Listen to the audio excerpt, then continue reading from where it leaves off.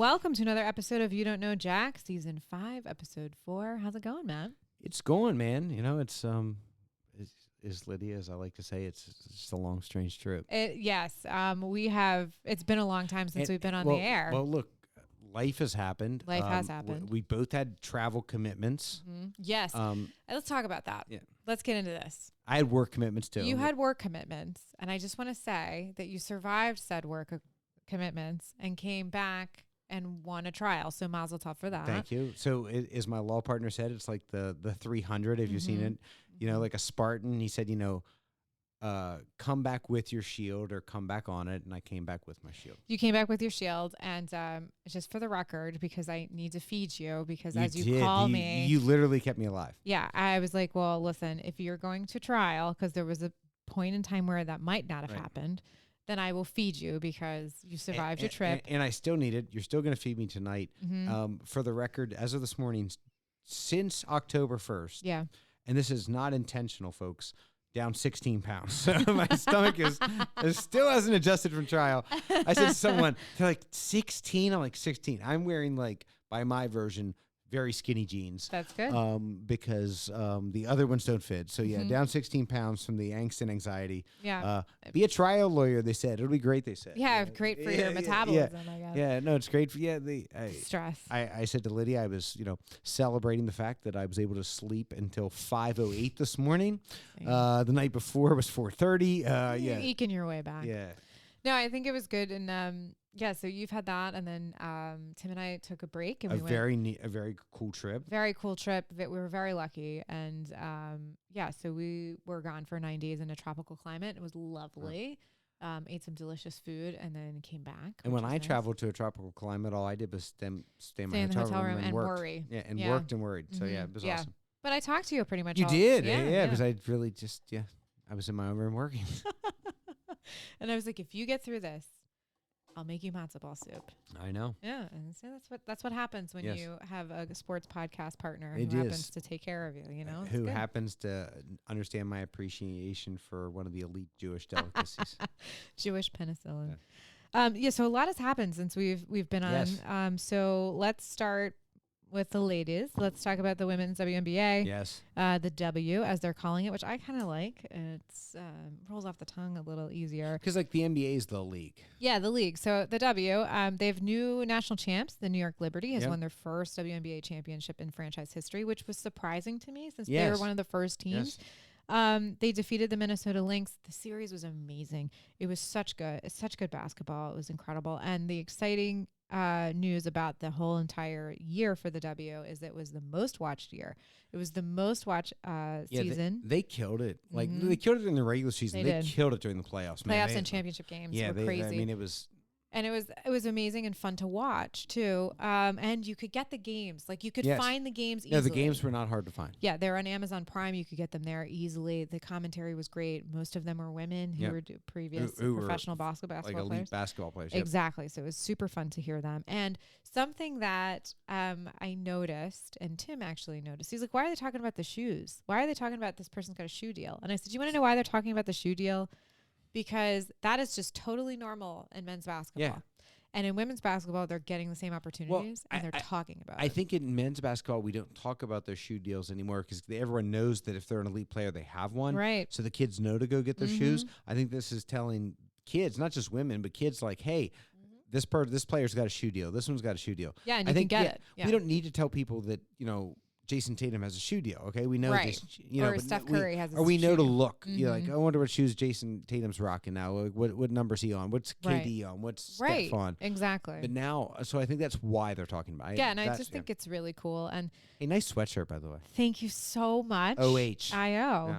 For those of you who can't see us because we're not that crazy and we don't record ourselves. We're not Joe Rogan. No. Matt gave me this beautiful Ohio State sweatshirt for my birthday this year, and it's the perfect weather. Now it wasn't seasonal when I bought it, but it is now. The seasons have shifted. They have shifted in your direction to my sweatshirt against me. Against you, yeah. So the W is expanding their market from 12 to 15 teams in 2025, and then they just announced yesterday that they're going to expand to another 3 markets in 2026. So the growth is there. Yeah, and so there's 18. So because 15 is a weird number. 15 is a weird So number. you want it to be even, so you can divide it into conferences. Like, you know, where does it end? You know, I could see 2 more coming online. I think so too. Because then you have 2 10s and then 2 5s inside of them. So I think that's where you're going to see it. I think when it gets to 20, it'll stop for a while. I think that's fair. I think that's very fair. And then the next jump would be like 24. Okay, you could see like 2 and then 2 right after. Yeah, because you want to move in numbers that you can divide evenly via for 4 divisions in conferences. Yeah. So I'm just excited that they're now starting to expand, because they expanded quickly and then had to fall back, and now they're expanding. I think they're afraid to expand too quickly, which I understand from his past history, but I will argue that they didn't expand enough. But did you see that? It was just in, I think it happened yesterday. The head, like the men's coach at Florida Gulf Coast, is leaving to go coach the Atlanta Dream. Yes. And that's a big, when you have someone leaving a Division I basketball program, men's basketball program, to coach women in the W is big. That's saying something. And there's been some shakeups in the coaching. So the Fever's head coach was fired. The Chicago, that surprised me a little bit. It did. Yeah. I mean, because the Fever made a huge increase. But there's a lot of eyes on the Fever, and they want results. And she's been there for a hot minute. And so the assistant coach for the Aces is going to cover them. And the Chicago Sky, they fired their head coach too, but I don't believe they've announced a replacement yet. But I mean, it's interesting, and I'm loving it. I love the fact that we can sit here and talk about the W in a way that is impactful. And women's NCAA basketball kicked off. So Paige Bruckner's looks really good. Maryland beat Duke in women's basketball. My daughter Terps. went to the game where Maryland played Frostburg State. Frostburg State Fun. played an exhibition. Nice. 2 local kids here to Mountain, Maryland. Olivia Looker, who went to Allegheny, and Sydney Snyder went to Mountain Ridge. Were playing against Maryland's team. Nice. I was talking to Olivia's mom, and she said, "Man, those girls are so big." She's like the guards. Her daughter would be like a forward, and the guards at Maryland are bigger. So that's why they play Division I basketball. Yeah, exactly right. Yeah. She's like, the guards are like 6'1". I'm like, yeah, that's why they play Division I basketball. Exactly right. They're 6'1", but they're fast and they're long. And well, so I was talking to somebody about who watched sports years ago, but then kind of fell out of it. One of them was baseball, and they were like, I just did so long. And I'm like, well, you really need to reevaluate this, because things have changed with the pitch clock and the bases being closer together. It's actually like they're playing baseball again. And also with football, they're like, I don't really watch football because it's just like big guys and I'm pushing their weight around. I'm like, oh no, that has totally changed. It's like the dynamic of sports has totally changed as far as the body types and height and or weight distribution. Speaking of baseball, we had a World Series. We did, and it was, Dodger blue, man. We picked the Dodgers. I went back and looked at our notes. In the beginning of the season? Beginning of the season, we picked the Dodgers. You and I were both like, of course, we always say, I want my Sox, you want your O's. And then we toyed with the idea of an O's Phillies series at some point this last year. But at the beginning of the year, we're like, listen, the Dodgers are probably going to be really good and hard to beat, especially if Ohtani stays healthy. Well, he did. He did. He went 50-50. 50-50. And then let's talk about Freddie frickin' Freeman. I mean, it's one of the elite World Series performances, man. 4 homers? 4 home runs, 12 RBIs. Yeah, and the first home run, which I slept through in the 9th, so clutch. I texted you, though. So clutch. But no, he just, by all accounts, one of the great guys in baseball, one of the great players in baseball. Yeah. I think at this point in time now, with 2 World Series, an MVP, a World Series MVP, certainly on the glide path to the Hall of Fame. I would be really surprised if he wasn't like a first ballot. Yeah. No, I think he needs a couple more years of stats, but I think that's where he's headed. Yeah, of course. Now, if he got injured and couldn't play anymore, he probably gets in on truncated numbers. Yeah. But I think Freddie Freeman is. But again, I think he's a Hall of Fame person by all. I loved, though. I did see the highlights where he gave credit about his dad. Love that. To the world. Yeah. The walk-off home run. He gave credit to his dad, who's thrown like. He still throws to him all the time. All the time, and I think what's really incredible is that, he injured his ankle prior to the playoffs, and he rehabbed it. And when they interviewed him, he said, "I just am having fun." Yeah. I'm having fun. And I think that was the Dodgers' ethos for the playoff season was look, we've made it to the end of the season. We've made it to the playoffs. We've made it to the World Series. Let's just keep having fun. And it really did show. And, the Dodgers franchise needed this. Mm-hmm. Yes, they won in 2020, but it was a truncated season. Yeah. It was a great sprint. If you didn't appreciate the fact that we were able to play baseball in 2020, I got nothing for you. No. Because, man, we so needed that. I know that you and our friend Mike was very excited by that as well when that happened. Well, we were watching nothing. We weren't watching anything. And it was sort of like, I grew up listening to baseball on the radio. Yeah. And it's sort of like when there was nothing on the radio and then we got a radio broadcast or, you just heard announcers. It was like the most wonderful thing. Yeah, no, podcasting baseball in 2020, and the Dodgers won the World Series, but they needed a 162 World Series. They did. They had not had since 1988, since the Bulldogs, since Earl Hershiser, since Kirk Gibson, pumping his fist, Tommy Lasorda. One of the monumental World Series of my life was the 1988. Everybody remembers that. It's Gibby pumping his fist, going around the bases, man. Yeah. It's Earl Hershiser. It was 60-some innings scoreless baseball. It was the Bulldog, against the juggernaut Oakland A's, you know. And Gibby, hits a backdoor slider off Eck, who had been I think he may have won the Cy Young that year. Eck was unhittable. That World Series always stuck out in my head. Well, yeah, and it was a California series. Yeah. So it was sort of like the fans were really into it, and it was, an ideal situation. That would have been. And of course, the next year was the Earthquake World Series, so also a California series, you know. So for the Dodgers, I think they needed that to justify. Yeah.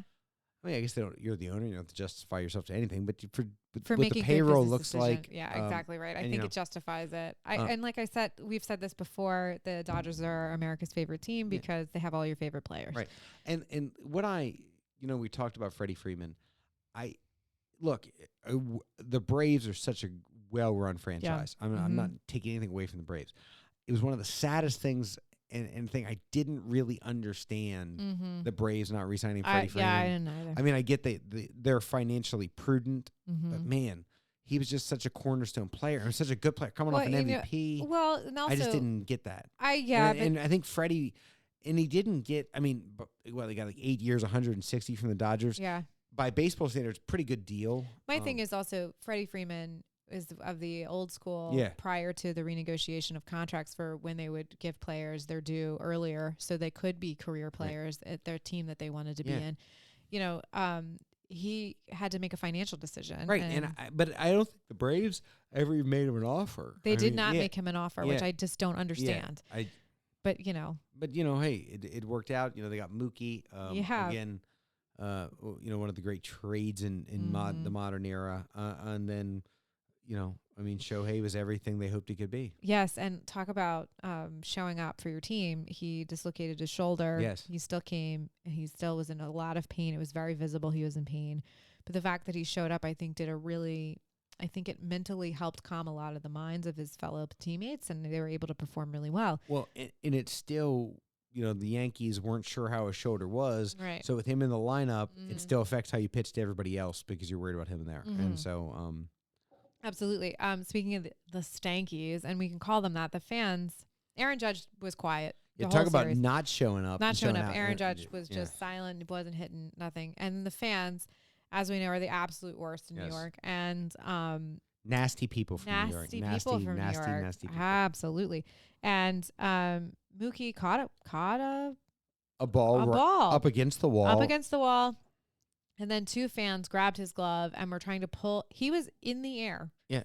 So they were holding the ball on was to clearly caught. Clearly caught. They were holding on to his wrist. And trying to pull the ball out. Trying to pull the ball out of the glove.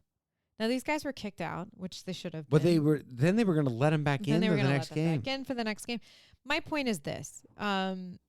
New York, you suck. I'm sorry. I can't. Well, by the way, they made that. a hero when I was a kid out of Jeffrey Mayer who interfered on a play. Yeah. And they made him a hero, and he said in the Mayer's box. Then no, he interfered. Tony Tarasco's under that ball in right field, 96, and look, you can ask Sam Perlazzo, who's told the story. When Tony Tarasco double taps the glove, man, that ball's caught. Yeah, like exactly Tony Tarasco's right. under it. He goes pop, pop. That ball, it doesn't matter It's where done. it is, that ball's caught. Right. And when Tony Tarasco taps his glove, he's gonna catch the ball.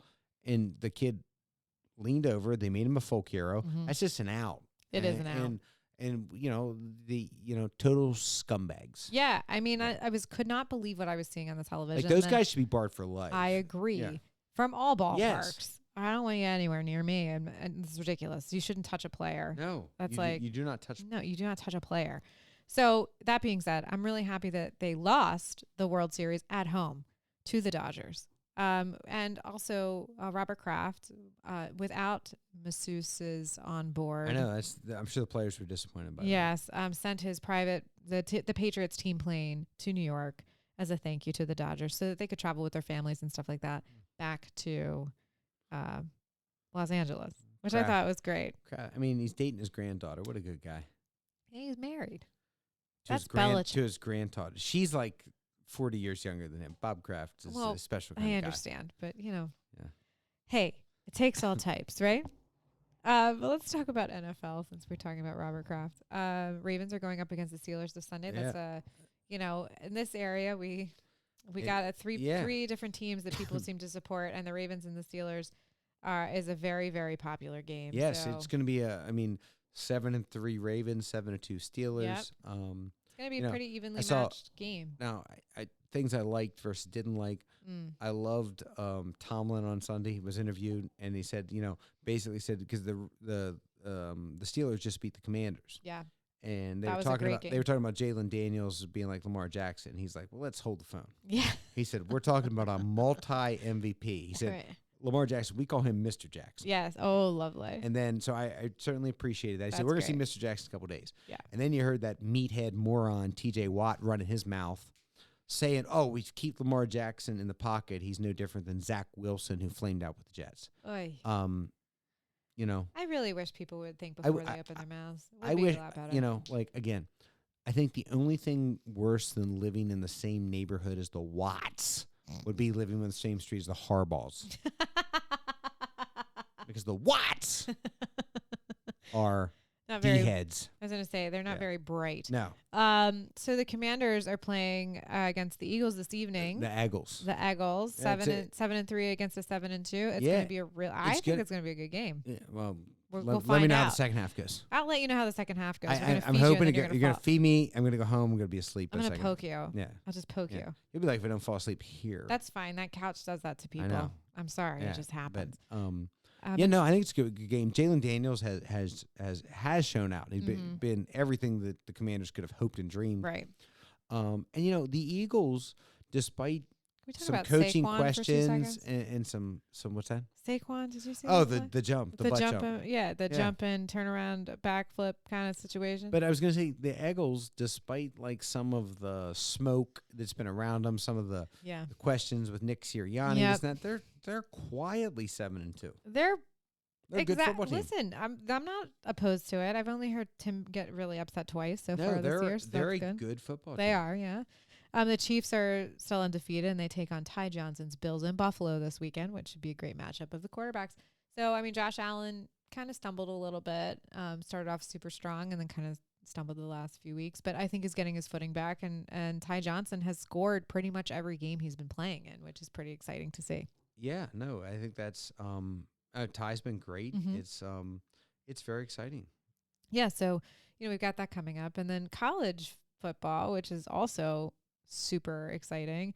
My Bucks beat Penn State this last weekend. They did 20-13. I was not home, but my mother was here, and she was set up with Brutus and the game, and she really enjoyed it. Nice. And you're going down this weekend to watch the Maryland take on Rutgers. Yeah. So a 4-5 taking on a 5-4. Maryland's got to win 2 of the next 3. And this is usually Rutgers is pretty good for them. Yeah, but they have Rutgers, Iowa, and Big Game James and the Nittany Lions. Yeah, exactly right. Yeah. If you don't understand, it is ironic to refer to James Franklin as Big Game James because Big Game James has never won a big game at Penn State. No, he is a perfect ofer. In every big game James loses. Exactly. So that should be good. You're going down. Yes. You're gonna see Rory this weekend. See my only child, who is a freshman at College Park, who is enjoying herself. Good, as she should. So we're gonna go to the game.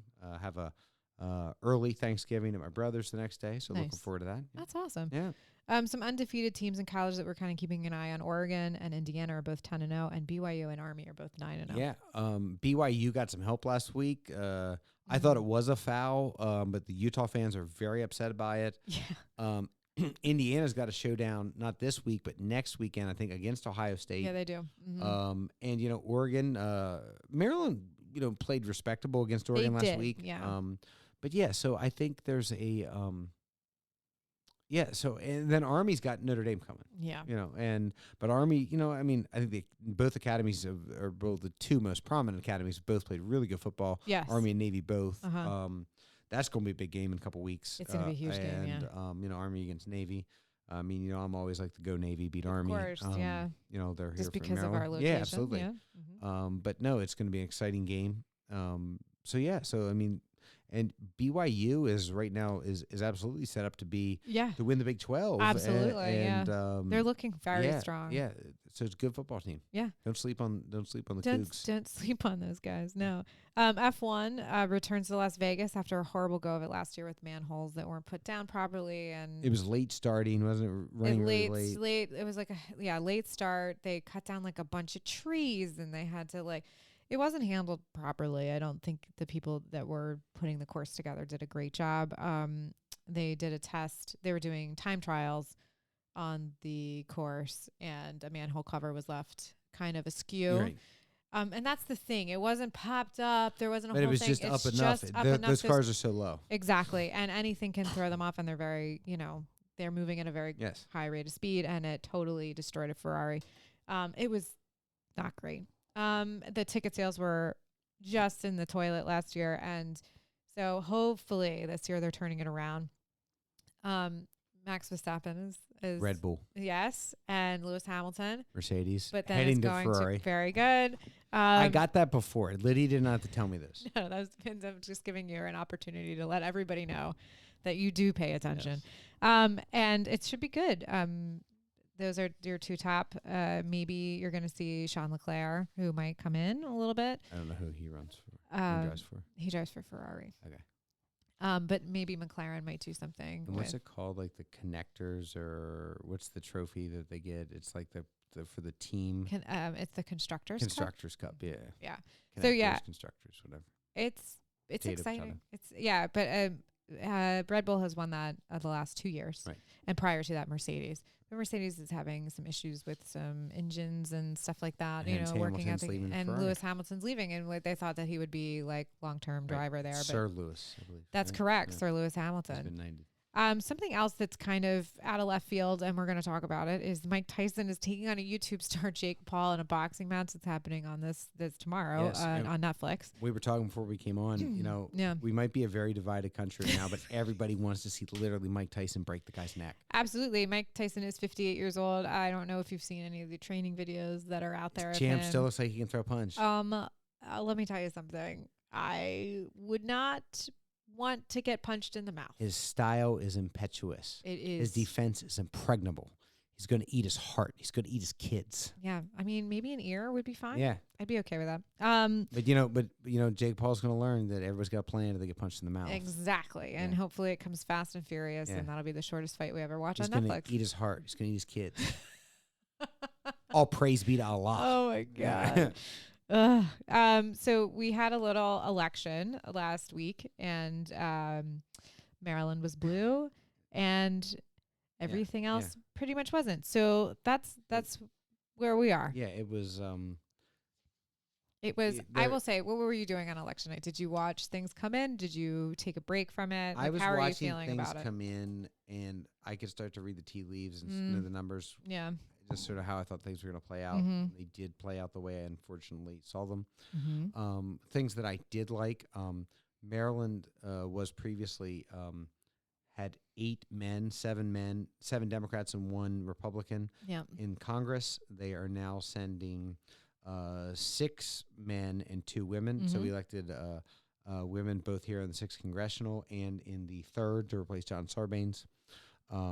So I think that's exciting. Yeah. We also elected our first African-American female. How about just first black senator? First black senator and first African-American female. First black female senator, not the first female senator, obviously Barbara Mikulski. Right, but the first black senator. Senator in general, Angela Alsobrooks. So that was a real statement for Maryland. And I was also really proud of our state about where they took on ballot initiative 1 about the amending our Constitution to protect health care, all kinds of health care, including reproductive health. It's enshrined in our Constitution. That it carried in 23 of 24 municipalities or jurisdictions, which would include all 23 counties and the city of Baltimore. And it won a majority in 23 out of 24, 75% overall. So I think that was a great statement about Maryland's commitment to health care. Absolutely. I will say Wes Moore, favorite governor, did a really nice statement. And he said some people voted for 45 and then some people voted for the Democratic ticket, but we're all Marylanders. Right. And we're not divided because when it comes down to it, he's like, when we come down to it, it's like we're all human beings. And you and I talked about it on Wednesday. I happened to be in Florida, right, which was great weather-wise. And I made it a very intentional habit of not looking at anything because we voted early. Right. And I said, listen, I did what I can and I'm here and I'm not going to stress myself out about it. And I had a lovely dinner with Bill and John, who happened to come into town that day.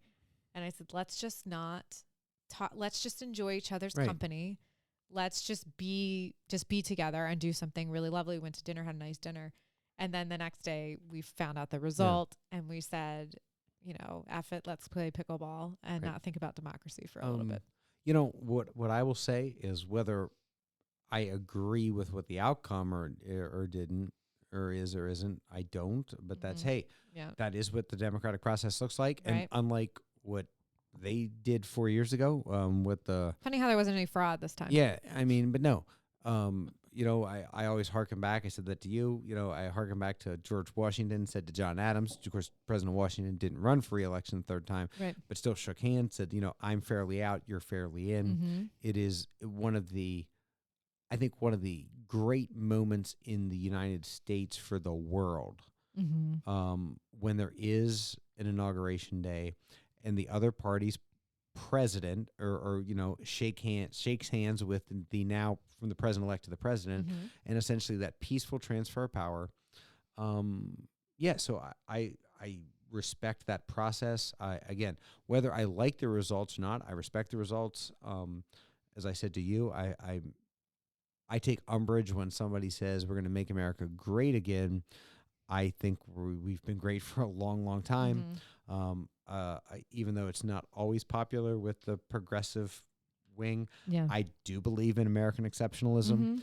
I think I'm bullish on America, maybe not in the short term, but I'm bullish on our futures. And so, I hope that, but these folks, regardless of how they voted and voted different than you and had signs different than you, these are your neighbors. These are your family members. These are your friends.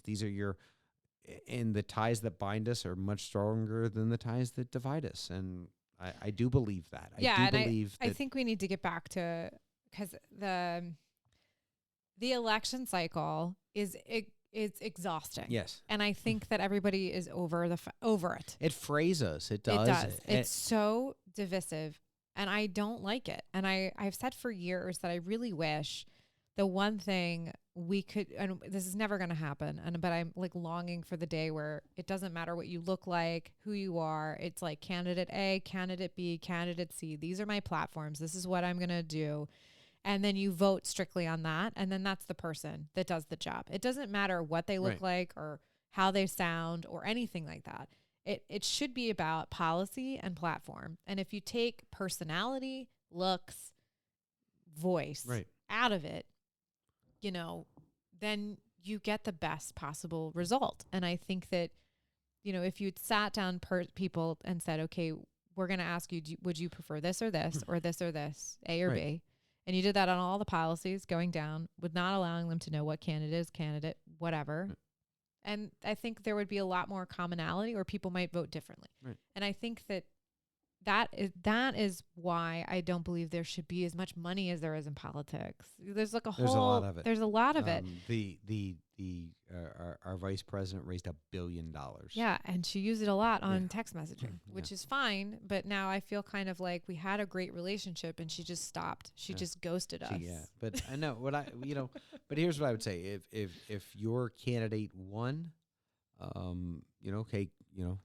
congrats, mazel tov, and good luck. Right, good luck. And if your candidate didn't win and your party is out of power, as I told my child, I said, what are you going to do about it? Like, an election's less than 2 years away. We have, we're going to have congressional elections in 2 years. Yeah.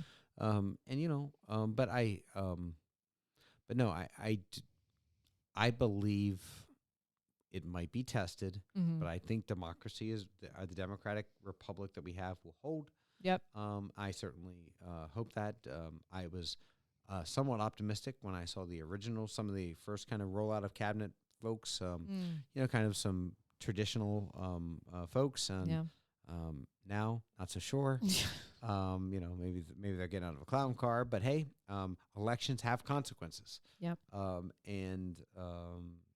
appreciated President Biden doing the right thing and welcoming President-elect 47, because it's the right thing to do, and to show how to have grace, which Joe Biden has shown us for a lot of time. Yep. How to persevere. I think he's taught us that through personal struggles and tragedies.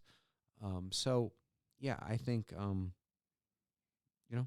I think it's been a week, of us kind of ingesting and digesting what's about to happen. I think a lot of people in my friend group are devastated, but also, you got to go it's like grieving, right? You got to go through the whole process. Right. And I think that a lot of it boils down to is like, okay, well, we are being dictated, our personal futures are being dictated by older people.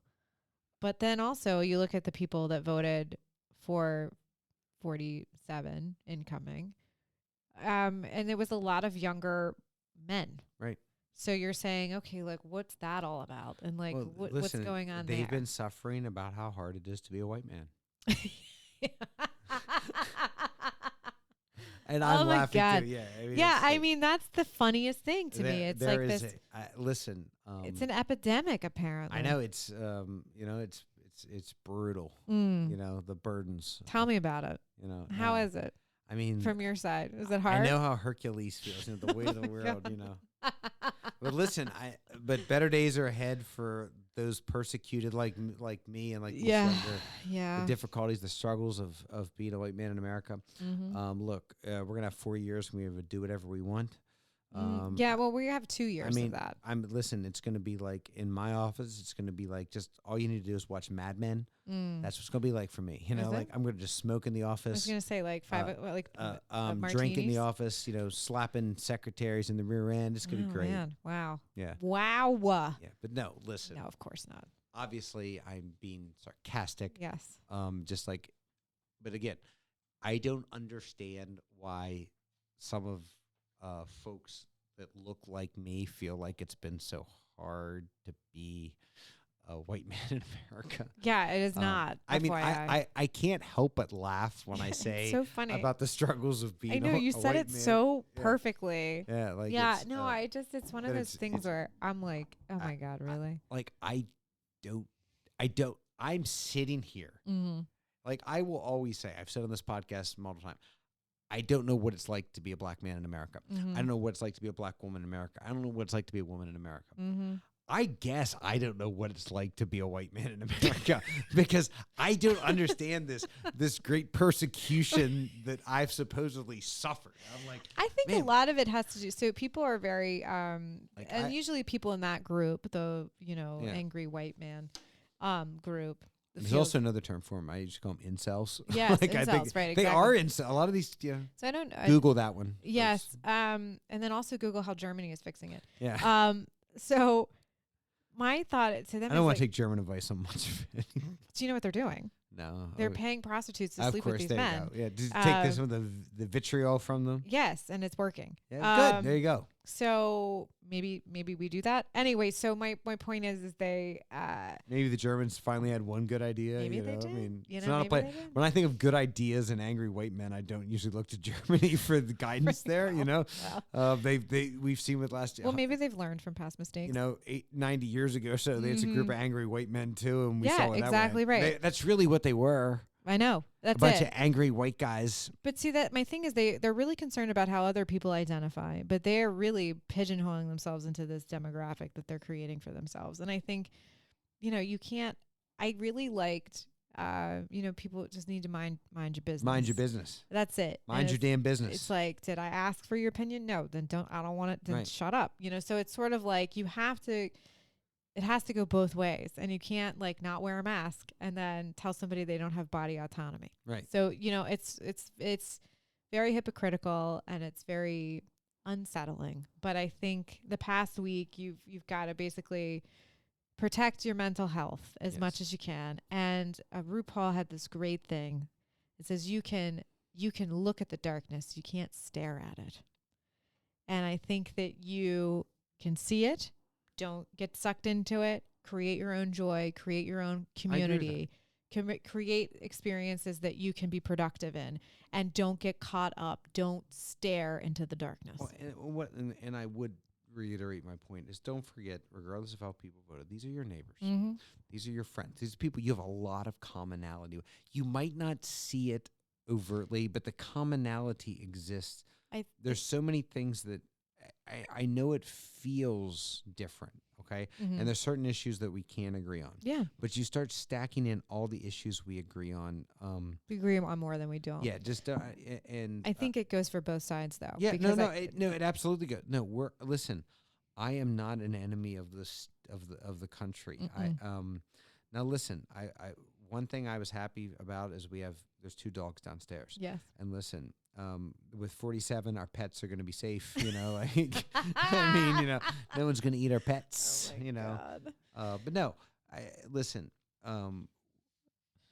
unlike what we saw in the last 4 years and during President Obama's administration, I will continue as an American, which I've been throughout, to be a loyal opposition. You know, I oppose things that 45 did. I opposed things that President W. Bush did, but I never stopped being bullish on America. Right. I never stopped being proud to be an American. I don't like some of the leaders' decisions or leadership decisions, but remember, you see me as extraordinarily progressive or however you want to see me, I'm still a very proud American, and I think from every Democrat, from if you pick out what you think is the extreme left of, the AOCs of the world, to the Joe Manchins of the world, we're part of a party that they're all proud to be Americans. Yeah. And so I think,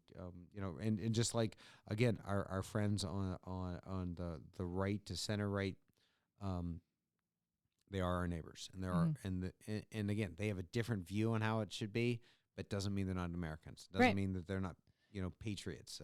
I hope they won't have to exercise their Second Amendment this time, and I hope in 4 years, I hope the outcome's different, and I hope they'll understand that they can accept that as we have this time. Yes. We're setting an example. Whether or not they follow it or not is, up to them.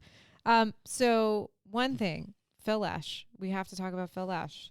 And then we will conclude with a public service announcement. So Phil Lesh, for those of you who are, I don't know, are uncultured dogs, Phil Lesh was the legendary bassist of the Grateful Dead. Yep. I guess the songs that probably jumped out to me and most Grateful Dead fans. I mean, Box of Rain is Phil. Bertha is Phil. I love One from the Vault when they're doing the introductions, and on bass and vocals, Mr. Philip Lesh, and he starts like starts playing the bass. Yeah. But no, I mean it's an iconic bass, a classically trained musician who in the Hate ended up joining with this guy named Jerry Garcia, and this young teenager named Bobby Weir. Yeah, and they went from being and they had Pigpen, and they went from being the Warlocks, and then what happens is you come up with the Grateful Dead, and Phil played for the Grateful Dead for so long, and I want to say 83. It would be he was 83 years old. It'll be 3 Fridays ago.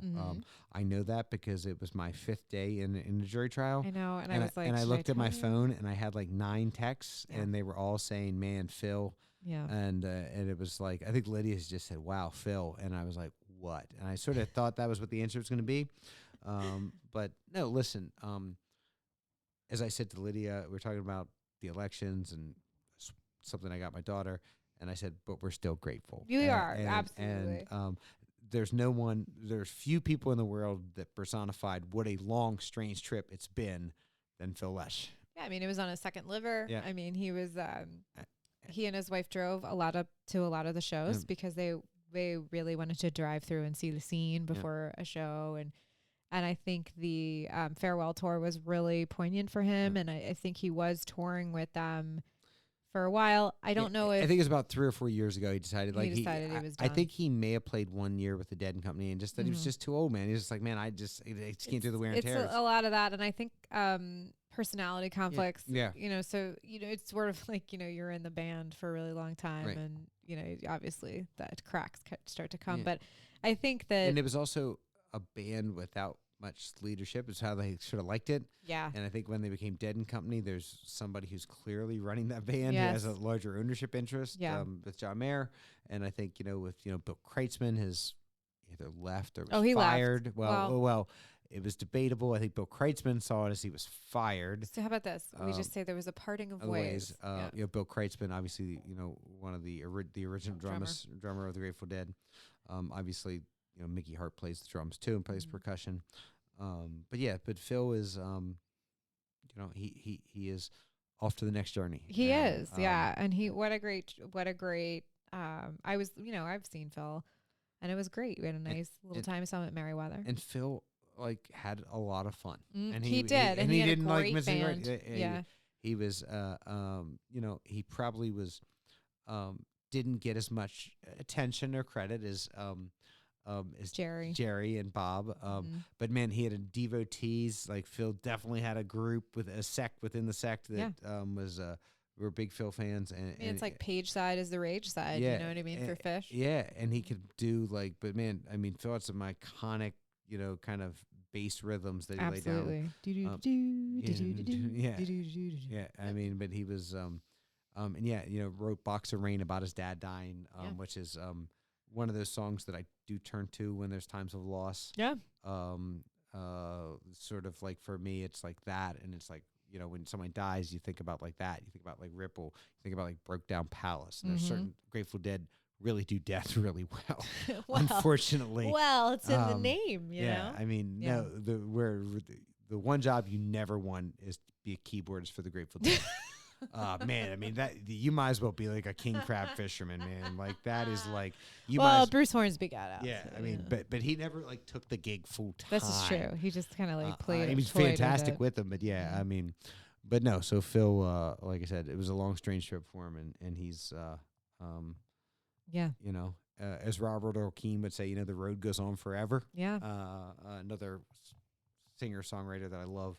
I hope the road goes on forever for Phil. Yeah, I think so too. So, downtown Cumberland had a ribbon cutting. Big deal. Huge deal. Here, Mountain Maryland, #Mountain Maryland, #Cumberland, #Allegheny County. Man, it was just like, if you got to come. I was hanging out with the mayor a couple weeks ago. Yep. And said on time, on budget. Yeah. Baltimore Street, Cumberland is going to be the place to be in maybe all of Maryland, certainly in Western Maryland. Man, it's awesome. It's beautiful. Yeah, it's absolutely beautiful. They did a great job. Yeah. This is Mountain Maryland, our tourism department, a great tourism department with Ashley Workman. she posted this great photo. It was a rendering of what it was supposed to look like. And then there's an actual photo and it looks exactly like the rendering. And that rarely happens. And, obviously with jobs, things get pushed back and delays and materials and everything else. And everything was sort of, the wind was in our favor for sure. Yeah, they slayed it. I give credit where credit is due. Governor Hogan got behind it. I appreciate that. And then, Governor Moore, what a champion for it. Yep, came and laid a brick multiple times, has been here. But it was one of those great instances where you saw, shout out David Trone, our soon-to-be former congressperson, Ben Cardin. It was one of those things where you saw city, state, and city, federal. county. Give a shout out to our county commissioners as well, supporters. Yep. Commissioner Atkinson, Commissioner Brody, Commissioner Caparelli. But where you saw the city, the county, the state, the federal, all get behind a vision. Kept the infighting to a minimum. Matt Miller, big day for him. Cumberland Economic Development Corp. Shout out to our friend Nate Price at Nate Price 80. We said about the city of Cumberland at Big Cat 57, Mayor Ray Morris. It was just a big day. It's a win for Cumberland. It's a win for Western Maryland. It's a win for Allegheny County. Yeah. It's a win for this whole tri-state area. Because let me tell you, if you don't know, Allegheny County in the tri-state area, and then Cumberland in particular, is the center of the donut. If the center of the donut is bad, everything's going to be bad from it. If the center of the donut is strong, everything's going to come together. It was just what a great win. Yeah, and I was at the groundbreaking ceremony, which was exactly the same weather that was today for the ribbon cutting. I didn't go to the ribbon cutting today, but it was on my way to the market, and I was like, oh man, this is exactly like it was when they did the groundbreaking. And I was like, man, I bet they wish they had last week's weather today. But I think the community has been really excited about it. They've been able to see it, especially the last 4 or 5 months. You really got to be like, man, it's going to work. Yeah. So I'm pretty pumped about it. I think it's going to be exciting, and I can't wait to see how Cumberland grows and develops with this feather in the cap for our great area. So it's coming up on the holidays. In 2 weeks, Thanksgiving will be here, which is 2 weeks from today, which is bananas. We have a confirmed 25 people coming. Wow. I know. 25 and a half with Wee Willie. But I will say that this is a time of year to really check in on your friends and family. And, even if you think they're doing okay, social media isn't exactly real life, and people can portray things a lot better than they actually are. So don't take someone's picture on Facebook or Instagram as proof that they're doing okay. A picture of what they're eating is so they're doing okay. Exactly. I think what you need to think about, and also for yourself, if you're feeling stressed or anxious or kind of under it and depressed, then you need to reach out if you need to. There's great national hotlines now. 988 is something that you can always reach out to if you need help. But just check in on your people. Yeah. And I will say this, you need to make it awkward with your friends, and you need to tell them that you love them, and you need to make it weird, because sometimes, especially when you get older, you know and appreciate people, and you know it in yourself, but it's always good to express it to other people, because you don't know if they need to hear it. I don't think I move the needle that much on my relationships with my friends. I'm talking about the guys that I've been lifelong friends with, but what I've noticed more is I think I was very early in on this, and I certainly I don't talk about a lot of guys that I'm friends with, I grew up with my whole life, about telling my friends I love them. Yeah. I tell them that, and obviously it's reciprocated, and I know it, but just knowing it's different than saying it. I think as a persecuted class of white men, we've struggled with that. Well, I would tell you the emotional intelligence of men has definitely grown in the last 20 to 30 years. But listen, I think with everything that you said, Lydia, is spot on.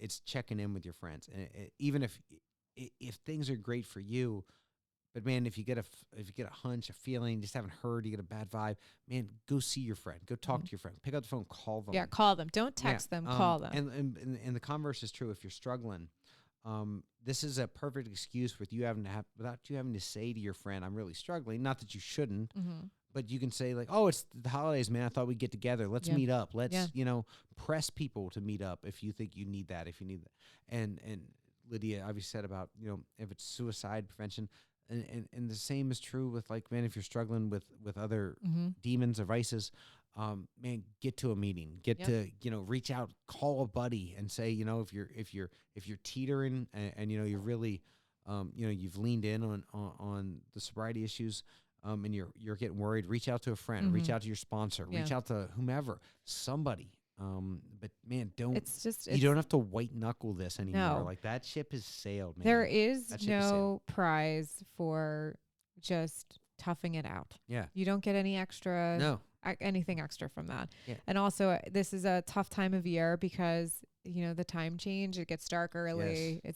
It's just the season of it. And then also it can be stressful to either be around your family or you're missing your family if you've lost members of your family. And I think that being cognizant of that and like checking in and being able to articulate that in a way that you don't have to know why you feel this way, but you could just need to say like, hey, I'm feeling really sad and this, I don't know why, but I think it would be really helpful if I just got a hug or just like all that kind of stuff. I think there's no shame in that. And I think if you need help, reach out to somebody and vice versa. If somebody's reaching out to you, don't ignore it. And listen, I'm going to give another shameless plug. Sure. And I know everybody thinks about it and wants to do it.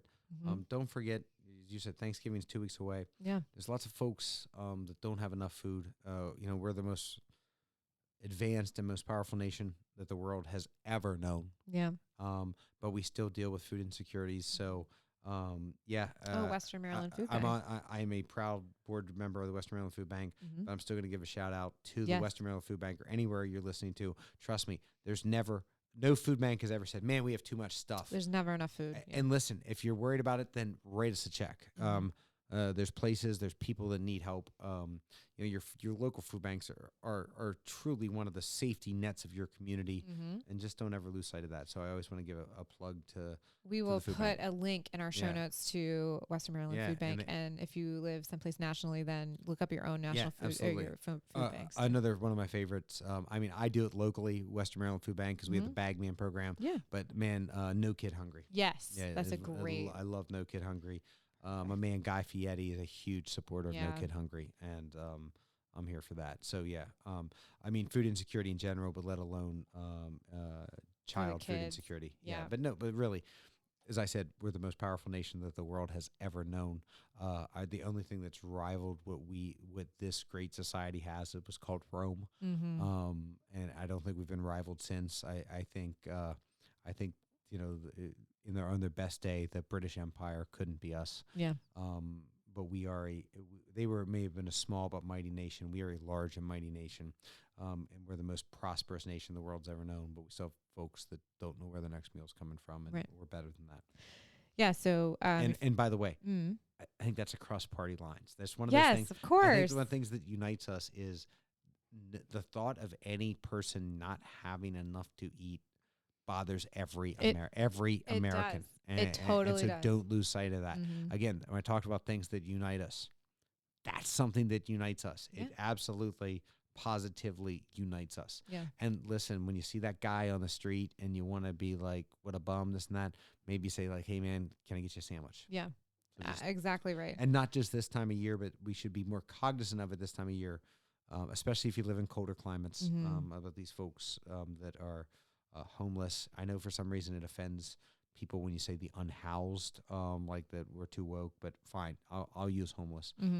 There's homeless and food insecurities. Yeah, there's also the quiet unhoused or homeless population too, that they don't have a permanent space, so they might be like couch surfing and stuff like that. So I feel like there's a whole element of that, and we do have great resources locally that help combat these things. But if you are listening and you're saying like, okay, I want to donate and do something that's positive, and will help everybody, then that is definitely the spot to do it. Absolutely.